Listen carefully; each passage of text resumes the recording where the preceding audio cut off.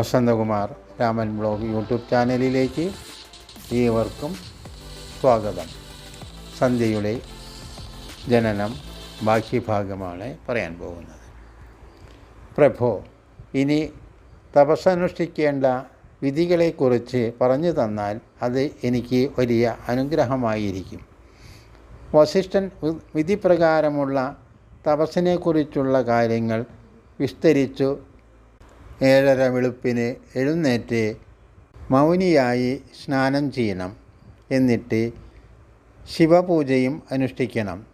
ആദ്യം 2 പ്രാവശ്യം 6 മണിക്കൂർ കൂടുമ്പോൾ വെള്ളം മാത്രം കുടിച്ചും മൂന്നാമത്തെ 6 മണിക്കൂർ ഉപവാസവും അനുഷ്ഠിക്കണം. ഈ വിധത്തിൽ ജീവിതകാലം മുഴുവനും തപസ്സനുഷ്ഠിച്ചാൽ നിൻ്റെ എല്ലാ ആഗ്രഹങ്ങളും കാരുണ്യ ജ്യോതിസായ ആ മഹേശ്വരൻ സഫലമാക്കുന്നതാണ്. ഇത്രയും ഉപദേശങ്ങൾ നൽകിയിട്ട് വസിഷ്ഠൻ അവിടെ നിന്നും മടങ്ങി. സന്ധ്യ ഉടനെ തന്നെ ഘോരതപസ് ആരംഭിക്കുകയും ചെയ്തു. ദിവസങ്ങൾ മാസങ്ങൾക്ക് വഴിമാറിക്കൊടുത്തു. തപസ്സിൻ്റെ കാഠിന്യത്താൽ ആ സുന്ദരീരത്നത്തിൻ്റെ ശരീരം വളരെ മെലിയുകയും എല്ലും തോലും മാത്രമായി ഒരവസ്ഥ സംജാതമാവുകയും ചെയ്തു. ചതുർയുഗങ്ങൾ കടന്നു പോയത് സന്ധ്യ അറിഞ്ഞിരുന്നില്ല. അവളുടെ നിഷ്ഠയോടുകൂടിയ തപസ്സിൽ പ്രീതി പൂണ്ട ശ്രീശങ്കരൻ അവളുടെ മുന്നിൽ പ്രത്യക്ഷപ്പെട്ടു. തൻ്റെ മുന്നിൽ നിൽക്കുന്ന മഹേശ്വരനെ അവൾ മനക്കണ്ണിലൂടെ നോക്കിക്കണ്ടു. കഴിഞ്ഞ അനേകം സംവത്സരങ്ങളായി താൻ മാനസക്ഷേത്രത്തിൽ പ്രതിഷ്ഠിച്ചിരുന്ന അതേ രൂപം തന്നെയാണ് തൻ്റെ മുന്നിൽ നിൽക്കുന്നതെന്ന് അറിഞ്ഞ അവൾ ആനന്ദാതിരേകത്താൽ വാക്കുകൾ ഉരുവിടാനാകാതെ നിന്നു. ബ്രഹ്മസ്വരൂപമായ ആകാരകാന്തിയുടെ പ്രഭാവത്തിൽ അവൾ ലയിച്ചു നിന്നു.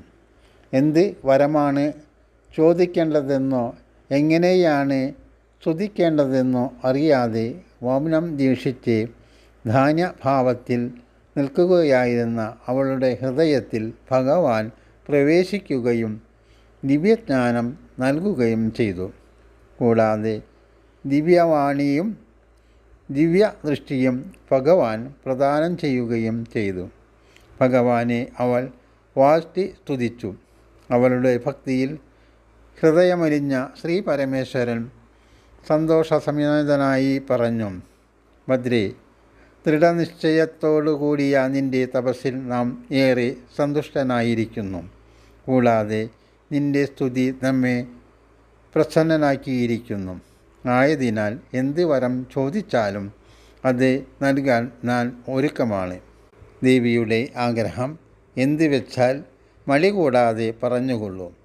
ശ്രീ പരമേശ്വരൻ്റെ വാക്കുകൾ ശ്രവിച്ച അവൾ ഭഗവാന്റെ പാദപത്മദ്വയങ്ങളിൽ സാഷ്ടാംഗം നമസ്കരിച്ചുകൊണ്ട് മെല്ലെ പറഞ്ഞു, സർവചരാചരങ്ങളിലും അന്തർയാമിയായി പ്രവർത്തിക്കുന്ന ഭഗവാനെ, ഞാൻ അറിയാതെ ചെയ്തു പോയ അപരാധം എന്തെന്ന് അങ്ങേക്ക് അറിയാവുന്നതാണ്.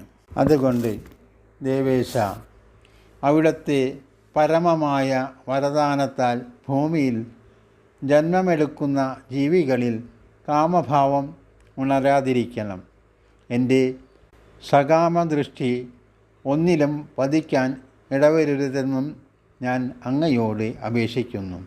കൂടാതെ എൻ്റെ നാഥനായി വരുന്ന ആൾ അത്യധികം സ്നേഹമുള്ളവനായിരിക്കണം. ഭർത്താവല്ലാതെ ഏതെങ്കിലും അന്യപുരുഷൻ കാമവികാരത്തോടെ എന്നെ ദർശിക്കുകയാണെങ്കിൽ അവൻ്റെ പുരുഷത്വം നശിച്ചു പോകണം, നപുംസകമായി തീരുകയും വേണം. ഇത്രയും ആഗ്രഹങ്ങൾ പ്രഭോ അവിടുത്തെ കാരുണ്യാതിരേകത്താൽ നിറവേറ്റിത്തരണം.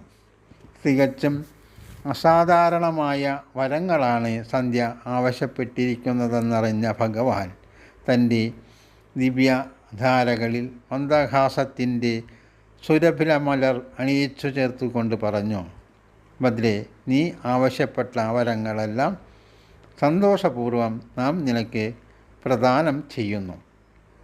എങ്കിലും നാം പറയുന്നത് നീ ശ്രദ്ധിച്ചു കേൾക്കണം.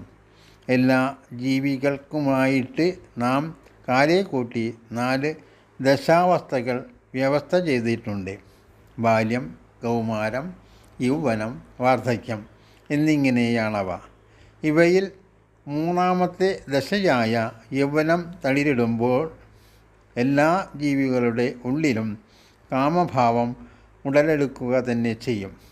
ചിലപ്പോൾ കൗമാരത്തിൻ്റെ അന്ത്യഘട്ടത്തിലും ഈ വികാരം പ്രകടമായി എന്ന് വരാം. എങ്കിലും നിന്റെ തപസിദ്ധിയാൽ ഈ ലോകത്തെ സകാമഭാവത്തിന് വ്യക്തമായ ഒരു വ്യവസ്ഥ നാം ഉണ്ടാക്കുന്നതാണ്. ഇനി ഒട്ടും വൈകാതെ ദിവ്യമായ സതീഭാവം നീ കൈവരിക്കുക. നാം ഇപ്പോൾ നിന്റെ അഭ്യർത്ഥന പ്രകാരം പ്രദാനം ചെയ്ത വരങ്ങൾ ഈ പുണ്യധരണിയിൽ ആർക്കും തന്നെ ലഭിക്കാത്തതാണ്. യോഗീതുല്യനായ ഒരു പുരുഷനോടൊപ്പം 7 കൽപ്പക്കാലം ജീവിക്കാൻ നിനക്ക് നാം വരം നൽകുന്നു. ഇനി നാം നിനക്ക് ഒരു അപൂർവ കഥ പറഞ്ഞു തരാം. എന്നാൽ കഥ മുഴുവൻ ശ്രവിച്ചു കഴിഞ്ഞാൽ നിന്റെ ശരീരം അഗ്നിയിൽ ഹോമിക്കാമെന്ന് നീ എനിക്ക് വാക്കുതരണം. നീ കൈക്കൊള്ളുന്ന പ്രതിജ്ഞ സഫലമാകുന്നതിനുള്ള ഉത്തമമായ ഉപായവും നാം നിനക്ക് വ്യക്തമാക്കി തരുന്നതാണ്. ഭഗവാന്റെ കൽപ്പനപ്രകാരം തന്നെ താൻ കാര്യങ്ങൾ നിറവേറ്റിക്കൊള്ളാമെന്ന് അവൾ പ്രതിജ്ഞ ചെയ്തു. ഭഗവാൻ തുടർന്നു, ഭദ്രേ, ചന്ദ്രഭാഗ എന്ന പുണ്യനദിയുടെ ഉത്ഭവസ്ഥാനമാണ് ഈ പർവ്വതശിഖരം. ഇതിൻ്റെ തീരത്ത് മേധാതിഥി എന്ന പേരിൽ പുകൾപ്പറ്റ ഒരു മുനിശ്രേഷ്ഠൻ്റെ പുണ്യാശ്രമമുണ്ട്. അദ്ദേഹം ആ ആശ്രമാങ്കണത്തിൽ ഒരു യാഗം നടത്തി വരികയാണ്. ഈ പുണ്യനദിയുടെ ഉത്ഭവകാലം മുതൽ മഹർഷി അവിടെ വസിച്ച് തപസ്സനുഷ്ഠിച്ചു വരികയാണ്. തപസ്സിദ്ധിയിൽ അദ്ദേഹത്തെ ജയിക്കാൻ ഇന്നേ വരെ ലോകത്ത് മറ്റാർക്കും സാധിച്ചിട്ടില്ല. പൂർവ വിധിപ്രകാരം അദ്ദേഹം നടത്തുന്ന യജ്ഞത്തിൽ അഗ്നിദേവൻ പൂർണ്ണ സംതൃപ്തനായി ജ്വലിച്ചുകൊണ്ടിരിക്കുകയാണ്.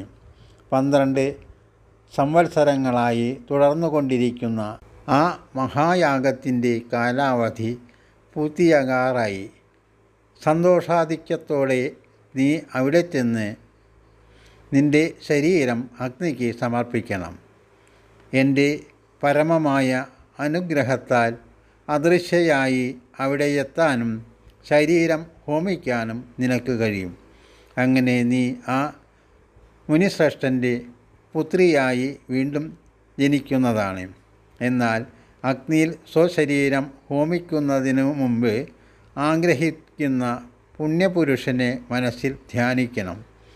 അദ്ദേഹം ആരായിരുന്നാലും ഭാവിയിൽ നിൻ്റെ പതിയായി തീരുന്നതാണ്. ഇത്രയും പറഞ്ഞിട്ട് ഭഗവാൻ ശ്രീശങ്കരൻ അവിടെ നിന്നും അപ്രത്യക്ഷനായി. ജഗദീശ്വരനായ സദാശിവൻ്റെ ദിവ്യവചനങ്ങൾ ശിരസാവഹിച്ചുകൊണ്ട് മേധാതിഥി മഹർഷിയുടെ പുണ്യാശ്രമ സങ്കേതത്തിൽ യാഗവേദിക്ക് മുന്നിൽ സന്ധ്യ എത്തിച്ചേർന്നു. ശ്രീശങ്കരൻ്റെ ദിവ്യദൃഷ്ടിയുടെ പ്രഭാവത്താൽ അവളെ ആർക്കും കാണാൻ കഴിഞ്ഞിരുന്നില്ല. തപസ്സനുഷ്ഠിക്കാൻ വേണ്ട നിർദ്ദേശവും ഉപദേശവും തന്ന തപോധനനെ മാനസക്ഷേത്രത്തിൽ പ്രതിഷ്ഠിച്ചുകൊണ്ടവൾ അല്പനേരം ധ്യാനനിരതയായി നിലകൊണ്ടു.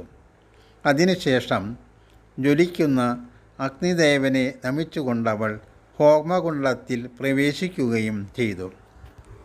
ഭഗവാൻ ശ്രീശങ്കരൻ്റെ ആജ്ഞയനുസരിച്ച് കനകകാന്തിയെ വെല്ലുന്ന അവളുടെ തളിരിളം മേനിയെ അഗ്നിദേവൻ സന്തോഷാധിക്യത്തോടെ സ്വീകരിക്കുകയും ദഹിപ്പിച്ച് ശുദ്ധി വരുത്തി സൂര്യസന്നിധിയിലെത്തിക്കുകയും ചെയ്തു.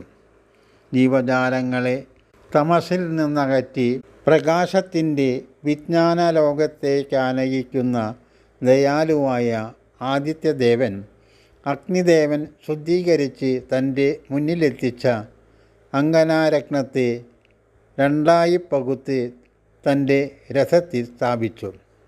അതിൽ ഒരു ഭാഗം പ്രഭാത സന്ധ്യയും അടുത്ത ഭാഗം സായം സന്ധ്യയുമായി തീർന്നു. സൂര്യദേവൻ എഴുന്നള്ളുന്നതിനു മുൻപ് അരുണോദയമാകുമ്പോൾ പൂർവചക്രവാളത്തിൽ ചുവപ്പ് കാണുന്നതാണ് ദേവന്മാരിൽ സന്തോഷം ജനിപ്പിക്കുന്ന പ്രാതസന്ധ്യ. ദിവാകരൻ അസ്തമന പദം പോകുമ്പോൾ സായം സന്ധ്യയായി നാം കരുതുന്നത് ഈ പാവനമായ കഥയുടെ അടിസ്ഥാനത്തിലാണ്. മുനീശ്വരൻ്റെ യാഗം അവസാനിക്കുന്ന മുഹൂർത്തത്തിൽ ജ്വലിച്ചു നിൽക്കുകയായിരുന്ന ആ ഹോമാഗ്നിയിൽ നിന്നും വാലാർക്ക ശോഭയ്ക്ക് തുല്യമായ ഒരു ബാലിക ഉയർന്നു വന്നു. അസുലഭമായ ആ അപൂർവ വരപ്രസാദത്തെ മേധാതിഥി മുനി സന്തോഷാധിക്യത്തോടെ ഭക്തിയോടും കൂടി സ്വീകരിച്ചു. ആ മാദകസുന്ദരിക്ക് മുനിവര്യൻ അരുന്ധതി എന്ന് നാമകരണം നൽകി. ധർമ്മത്തിൽ നിന്നും ഒരിക്കലും വ്യതിചലിക്കാത്തവൾ എന്ന അർത്ഥവ്യാപ്തിയാണ് ഈ നാമത്തിൽ അടങ്ങിയിരിക്കുന്നത്. ചന്ദ്രശേഖര ഭഗവാന്റെ നിർദ്ദേശപ്രകാരം മുനി ആ ഓമനപുത്രിയെ ആശ്രമാന്തരീക്ഷത്തിൽ തന്നെ മകളെപ്പോലെ ലാളിച്ചു വളർത്തി. അങ്ങനെ കാലചക്രം അനുസൃതം മുന്നോട്ട് നീങ്ങവേ ആധ്യാത്മിക വിദ്യാഭ്യാസം നേടുന്നതിനായി മാനസ സരസിൽ അവൾ താമസിച്ചു വരികയായിരുന്നു.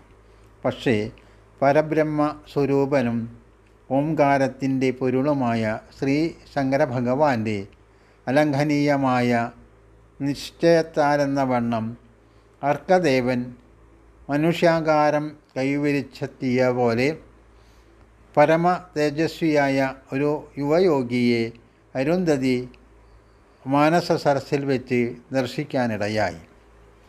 പ്രഥമ ദർശനത്തോടെ തന്നെ അവൾ അനുരാഗാധ്യാനത്തിലേക്ക് പ്രവേശിച്ചു കഴിഞ്ഞു. അദ്ദേഹം മുൻ ജന്മത്തിലെ വസിഷ്ഠനായിരുന്നു.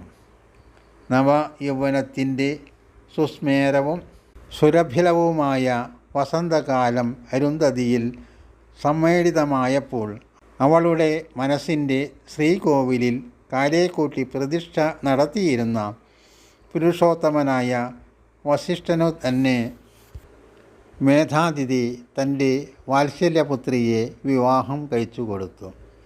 ആ ഉത്തമ ദമ്പതികൾക്ക് ശ്രേഷ്ഠ ഗുണങ്ങൾ ഒത്തുചേർന്ന 7 സൽപുത്രന്മാരുണ്ടായി.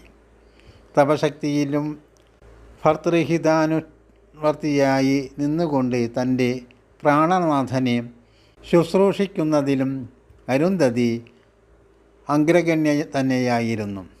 സത്യധർമാന്തികളെ മുറുകെ പിടിച്ചുകൊണ്ടും ആചാരാനുഷ്ഠാനങ്ങളെ നിഷ്ഠയോടെ പാലിച്ചുകൊണ്ടുമുള്ള അരുന്ധതിയുടെ ശ്രേഷ്ഠഗുണങ്ങളിൽ സംതൃപ്തരായ ബ്രഹ്മദേവനും ദേവന്മാരും ആ ദേവിയെ പ്രശംസിച്ചിട്ടുമുണ്ട്. എന്നാൽ ദക്ഷയാഗത്തിൽ വെച്ച് ശ്രീ പരമേശ്വരൻ്റെ ക്രോധാഗ്നിയിൽപ്പെട്ട് ധാരാളം മുനിമാർ ദഹിച്ചുപോയ കൂട്ടത്തിൽ വസിഷ്ഠനും നാടുനീങ്ങി. പതിവ്രതയും ഭർതൃ ശുശ്രൂഷ തൽപരയുമായിരുന്ന അരുന്ധതി ദേവി അവരുടെ പ്രാണേശ്വരനെ അനുഗമിച്ചു നഭോമണ്ഡലത്തിലെത്തിച്ചേർന്ന അവർ 2 മികച്ച താരകങ്ങളായി മാറുകയാണുണ്ടായത്. അങ്ങനെ വസിഷ്ഠ മഹർഷിയുടെ പ്രഥമ ജന്മം പരിസമാപ്തിയിലെത്തി.